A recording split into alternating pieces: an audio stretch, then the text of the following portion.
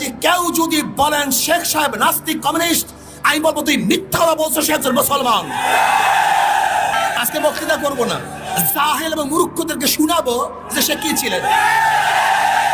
শেখ সাহেবকে তিনি জনাব শেখ মুজিবুর রহমান, তেনার বাবা শেখ লুৎফর রহমান, লুৎফর রহমানের বাবা শেখ আব্দুল হামিদ, শেখ আব্দুল হামিদের বাবা শেখ ইকরামউদ্দিন, শেখ ইকরামউদ্দিনের বাবা শেখ বুরহানুদ্দিন, শেখ বুরহানুদ্দিনের বাবা শেখ জানে মাহমুদ ওরফে তেকরি শেখ, শেখ তেকরি শেখের বাবা জনাব জহির শেখ, জহির শেখের বাবা জনাব দরবেশ আব্দুল আউয়াল,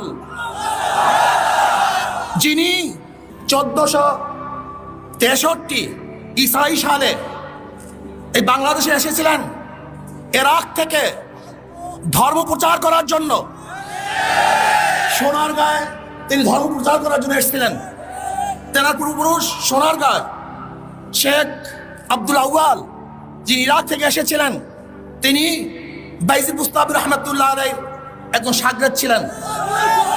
তেনারই বংশধর শেখ বুরহানুদ্দিন সাহেব, তিনি টঙ্গীপাড়ায় এই দিন প্রচার করার জন্য সেখানে অবস্থান করেন। সেখানেই তিনি দিন প্রচার করেন। আমরা কি দেখেছি, শেখ সাহেবের উত্তরসূরিরা একজন ধর্ম প্রচারক ছিলেন, ইরাক থেকে এসেছেন ধর্ম প্রচার করার জন্য।